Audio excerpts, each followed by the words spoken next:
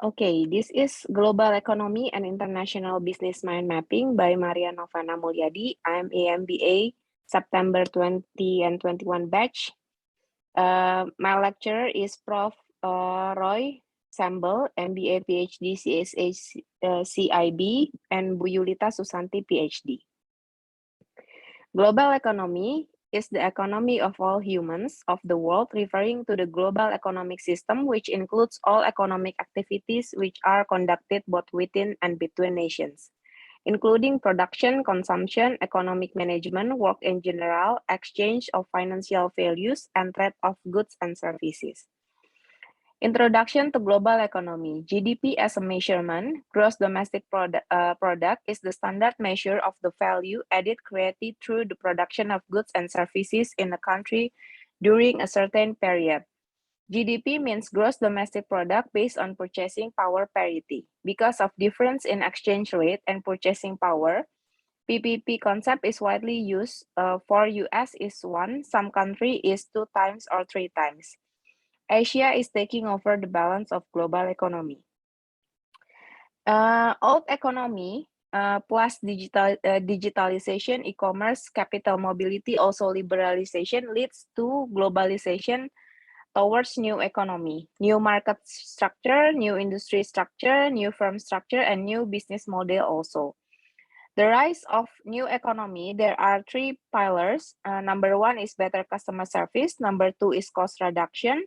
Number 3 is transparency and competition. It becomes more faster interaction and transaction, globalization and localization, unbundling and resembling business organization, also government and financial instruments that lead to higher returns and risk.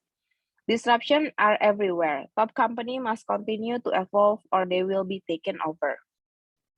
Trade, supply demand equals to equilibrium price. Equilibrium price is the point at which the supply curve and the demand curve intersects, indicates the equilibrium price and quantity in a market. This is also called the market clearing price. Domestic supply demand is not the same as world and is not the same as other countries' supply demand. Therefore, there is a trade between countries. Tariff, a tax and duty. Tariff to control trade. Government may invoke tariff and quota to somehow control this trade, and there is a trade-off between consumers and producer that must be considered. Increasing tariff may protect local producer but hurt customers. Country advantage in global trade. There are 2 advantages. Number 1 is comparative advantage. Produce output at lower marginal cost than other country.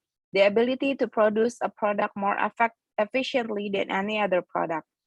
Absolute advantage. Produce more or use less resources than other countries. The ability to produce a product more efficiently than any other country. Goods and services as a global whole are produced more efficiently when each country specializes in the product for which it has comparative advantage. Crisis, Asian financial crisis and its impact to Indonesian economy and companies at that time, especially due to debt structure. Impact of the crisis is economic conditionalization, low GDP growth rate, business close out or lose money, weak financial market, low consumer spending, and lose job. Other credit markets is credit card and car loan. Subprime mortgage crisis started in US but has global implication. Bank lenders and insurance companies become volatile and stock markets crash worldwide. Many national economies sank into recession. The world experienced sharp declines in consumer wealth, economic activity, and international trade. SPMC, an ongoing economic problem, manifesting itself through liquidity issues in the global banking system, owing to foreclosure which accelerated in the US in late 2006. The East Asian financial crisis has set Indonesian development back many years, while growth in 1995 was 8.2%, and in 1996, the year before the crisis, was 7.8%. In 1997, growth fell to 4.9%.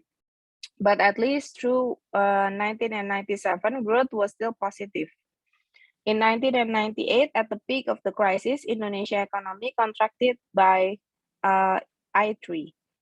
Level of international business. Number 1 is domestic business, a business that acquires all its resources and sells its products or service within a single country. Number 2 is international business, a business that is primarily based in a single country but acquires some meaningful share of its resources or revenue from other countries. Number 3 is multinational business, one that has a worldwide marketplace from which it buys raw materials, borrow money, and manufacture its products, and worldwide marketplace where it sells products. Number 4 is global business, a business that transcends national boundaries and it's not committed to a single home country. There are 4 risks of international business: is cross-cultural risk, country risk, commercial risk, also currency, financial risk. International business advantage. Multinational has greater strength and advantage compared to the local domestic company, as it can choose more projects with return and has wider option for get capital. Global business also has many advantages. Number 1 is core competency leverage. Number 2 is marketing money leverage. Number 3 is fast market for supply and resources, which will lead to better sustainability. Number 4 is new market to sell its goods or service. Exchange rate, spot or future. Spot at that particular time. Future rate is taking into account the interest and inflation rate of 2 countries. 5 many drivers that determine currency exchange rate between 2 countries. Number 1 is inflation. Higher inflation is weaker rate. Relative income, higher, weaker rate, as people with higher income will seek to purchase or import more items from another country. Interest rate, higher interest rate, strong rate, foreign investor attracted to higher interest and seek to invest. Risk factor, war, famine, for example, Russian rubles. Government policy with regards to trade and fiscal. Global firm prominent element. Visionary leadership, strategy, organizational structure, organizational process, and also organizational culture. What is a global firm? An organization that operates in more than one country. Global firms have research, production, marketing, and financial advantage in their costs and reputation that are not available to purely domestic competitor. Global company, if we remember about being a global company, means there are risks between different countries. There are 4 strategies that emerge from the local responsiveness framework. Number 1 is home replication strategy, multi-domestic strategy, global strategy, also transnational strategy. Global company, home replication strategy, this is where products are designed for domestic customers, and international business is pursued mainly to extend the life of domestic product and replicating home market success. The example is Netflix and Microsoft. Number 2 is multi-domestic strategy. The firm develops subsidiaries or affiliates in different foreign markets and appoints local managers to operate independently and be local responsive.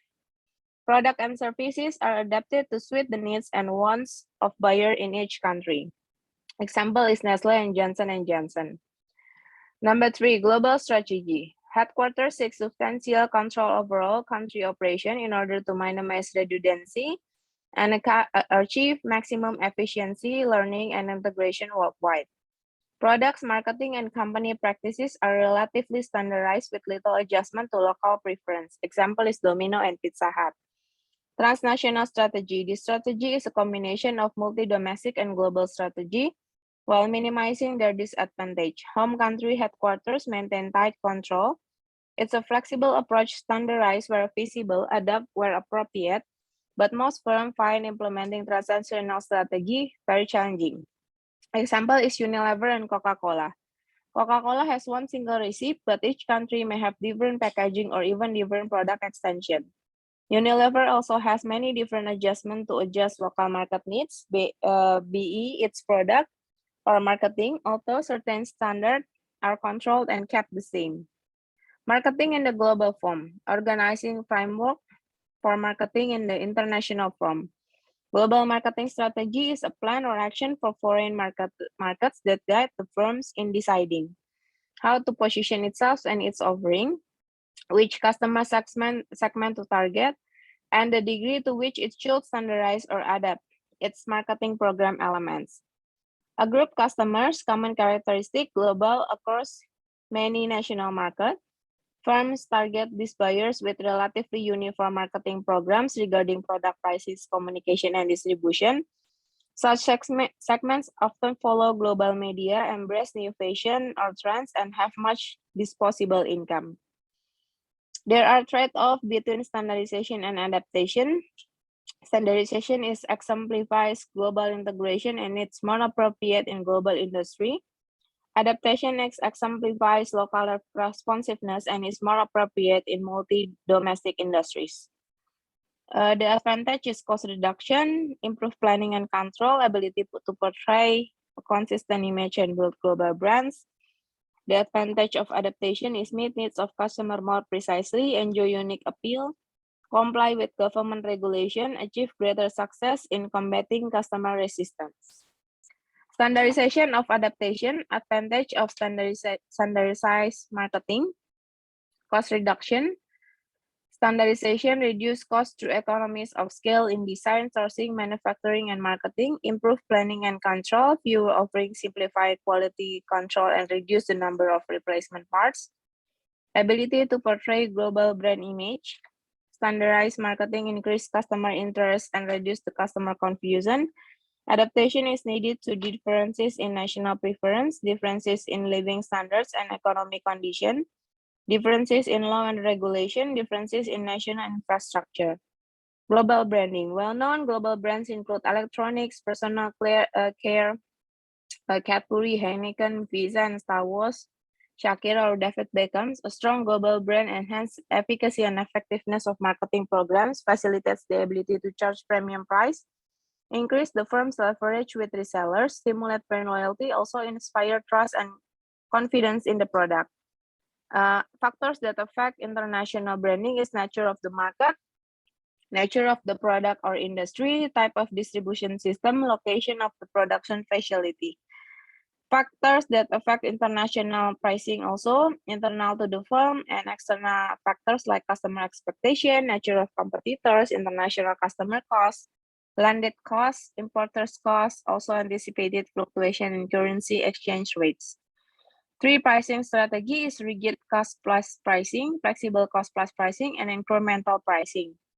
Strategies: international price, shorten the distribution channel, redesign product to remove costly features, ship products unassembled, have product reclassified using different tariff classification to qualify for lower tariff. More production or sources the other country to access lower labor costs or favorable currency rates. Strategy to cope with gray markets is aggressively cut price in countries and region, hinder the flow of product into market, design product with exclusive feature that strongly appeal to customer, publicize the limitation of great market channels.